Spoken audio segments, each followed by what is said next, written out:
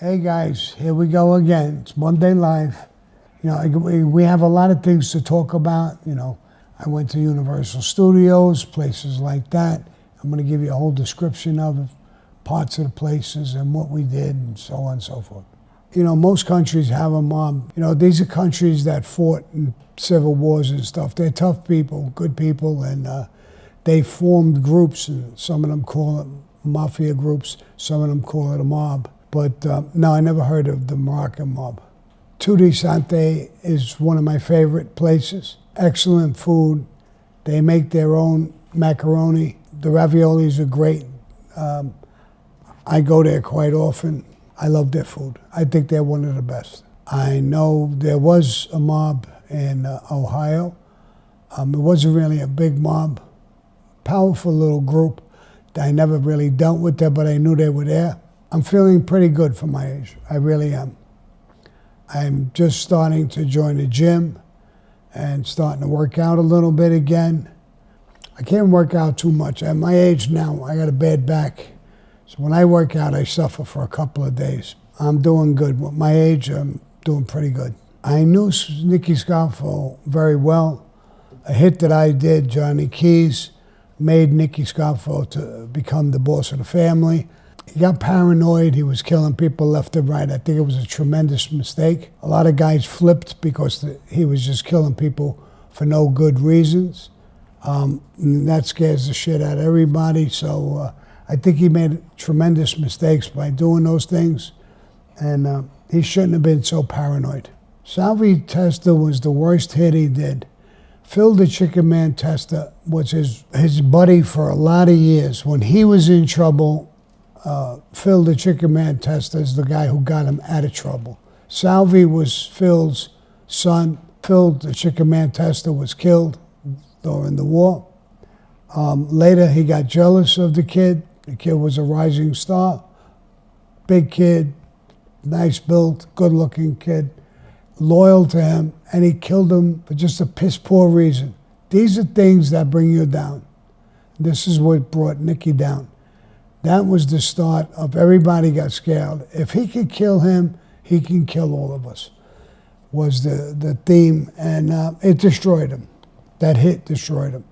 Well, Janet, a friend of mine, and she's on the programs, she bought me a gift certificate to go to this place, and there's lights running in there, and there's a chair you sit in. It relaxes you mentally, physically.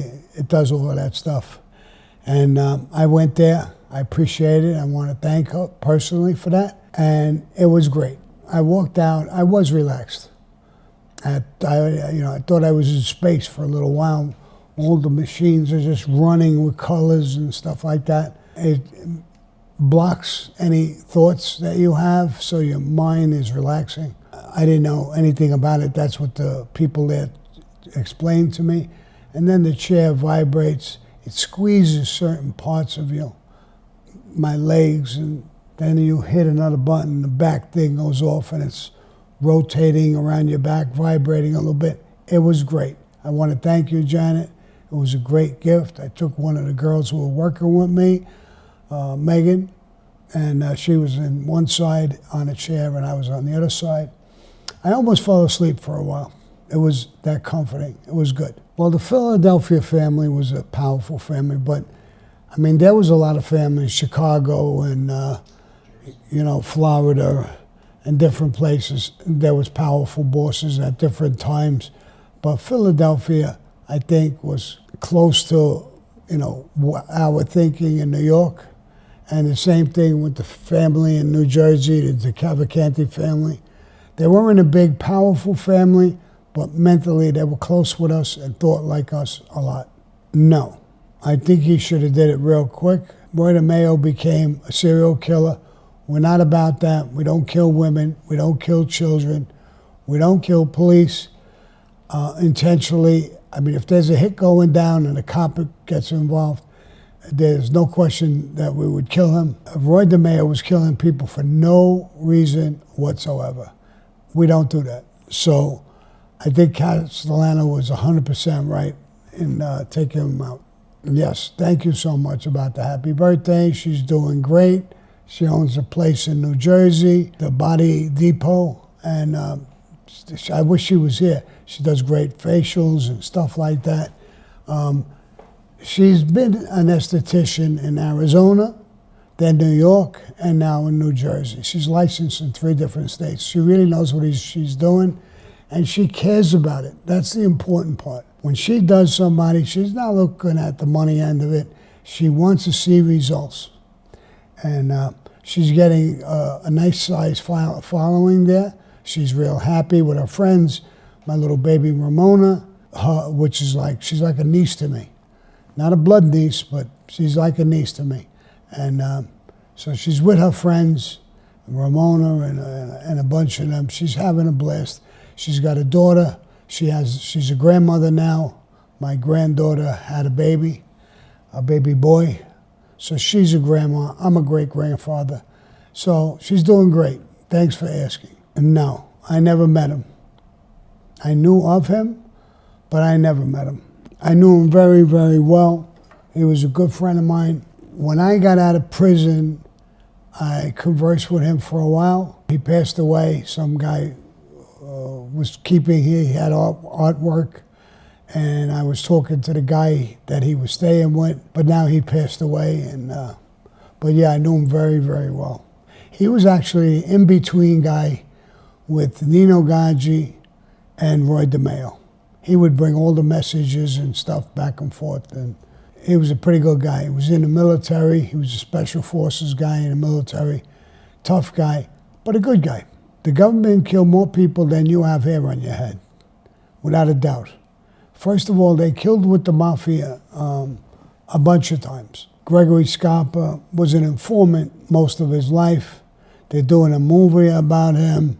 Mark Wahlberg is playing him. I heard you can't even recognize Mark Wahlberg. He's a great actor, good friend of mine. And he's probably going to do a good job. No, more than likely no, but you never know. I'm good friends with him. When they did a movie about the McDonald's swindles and shit like that, he did invite me to red carpet, and I went to that opening show with him and his guys. But he's a good guy, a real good guy. Larry was with Gregory Scarpa too. He's got a story, a little bit of a weird story. He was hired to bang Scarpa's wife. I don't even want to get into it, but a weird story. He's not a bad guy. I don't dislike him. He's a good guy. I talked with him from time to time. He's very friendly with Greg Scarpa Jr. I'm not a fan of Greg Scarpa Jr., so there's really no contact now. Me. Aside from me. With the Genovese family, Benny Eggs was a good guy, smart guy, a good underboss.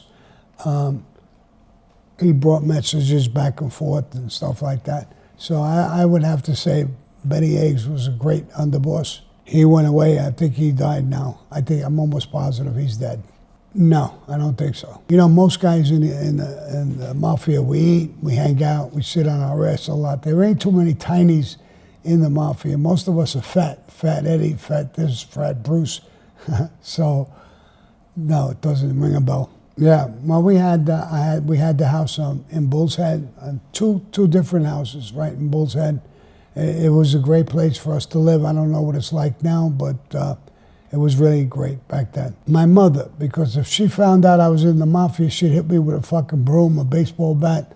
So, listen, I'm not afraid of tough guys. Tough guys relate to tough guys. We both know we're tough guys in our own light, in our own way. As long as you got honor and respect and things like that, there's no reason to fear another tough guy. A guy like Roy DeMeo or Gas Pipe or people like that, they become serial killers. It's not that you're afraid of them.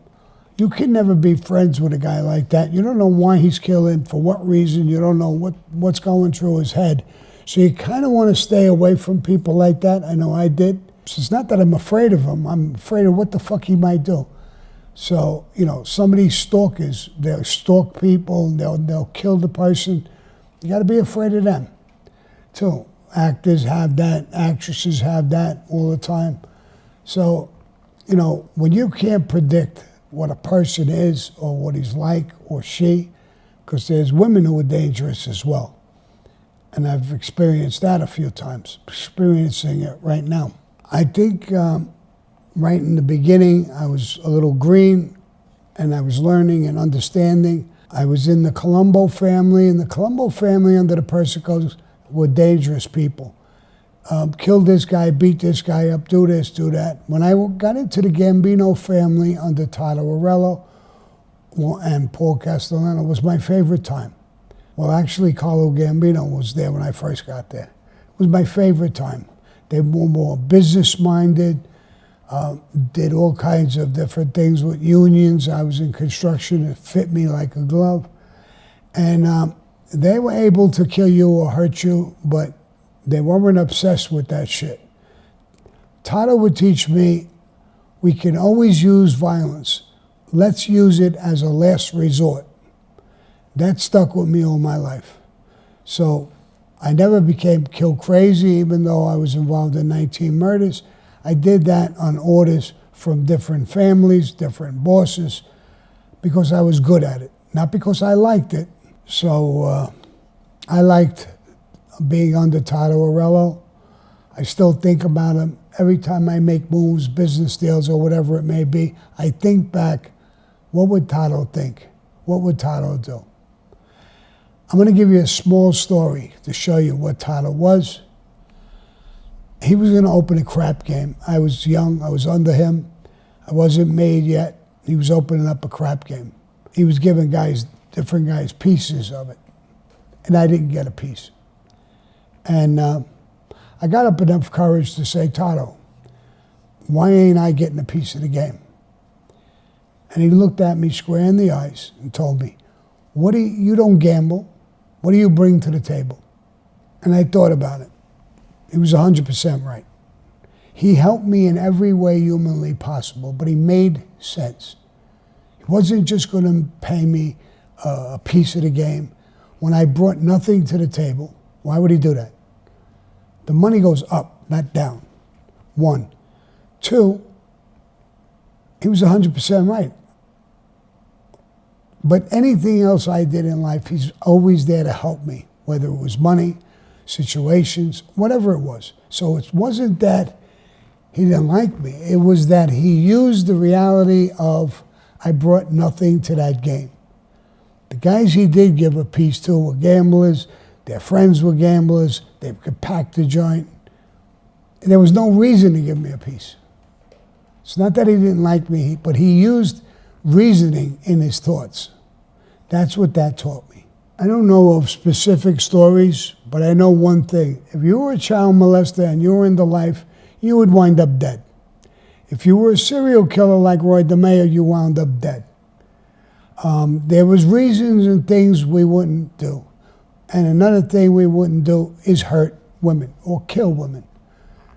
We were against that too. When a guy cooperated, we never killed. It was our rule. It was broken a few times, but we never killed the guy's wife or their kids. It was him. We looked for him to kill him. But we didn't take it out on the families. They didn't do anything wrong. He did. So we used logic, not just, let's go kill everybody. We didn't do that. So we used logic in what we did. There's a lot of stories, tons of stories. I have one, but I don't really want to talk about it right now, but there's a lot of things that, we would do. I'll talk about this story. I might as well say it. A guy named Johnny Santiago, a Puerto Rican guy, good-looking dude. He would hang around. Sammy, who was one of my closest right-hand men, came to me one day and said, Sammy, I want to kill Johnny Santiago. And I said, why? He said, because he's fucking my brother's wife. I said, did he rape her? No. Did he force her? No. So she did this on her own. More or less. So I don't see why you want to kill him. He said it's disrespectful, what he did. Maybe so. But that deserves a good punch in the face, a beating, whatever you want to do. But killing him, let me ask you, you said she didn't get raped. She wasn't forced. Should we kill her too? She was probably more, she dressed provocatively, she teased him. We're dogs, he went for it. He made a mistake. It's wrong. It's worthy of a punch in the face, a beating. But it's not worthy of killing her. And if we're going to kill him for that, maybe we should kill her too. And he says, she's my sister-in-law, I don't want to kill her. Well, that's the point. How does that make their marriage better if we kill him? Does she not go with another guy later on? What you do in cases like this, you talk to your brother, there's a divorce. You go to court, you get a divorce. But he was hot. I put it off and said, listen, maybe I'll give you permission. Maybe we'll do it, but let's put it off for a while. Let me think about it. I never went to Tato or Paul Castellano and asked for permission. It's a joke. I wouldn't do it. One night I got a call. One of the guys called me up. Sammy, come down right away, bro. What happened? Sammy, come down right away. That's all I got to hear. I'm in a car and I'm flying down there. When I got there, I said, what happened? They said Stymie was drinking. He was a little drunk. He killed Santiago in the car tonight. Oh, my God. He killed him? We didn't get permission. We didn't get anything. I said, did he clean it up? No. Get the gun. Get rid of the gun. Get to the car, clean it up, burn the car, do something. Let's clean it up. That's how I'm charged with that murder, that I cleaned it up to protect him. I spoke to his son one time. His son asked me, why did you kill my dad? I said, first of all, I didn't kill him. And I told him the story. And he told me, Sammy, at least I know what happened. I appreciate that. When I grabbed Stymie, I said, Stymie, I told you don't do nothing until I get back to you.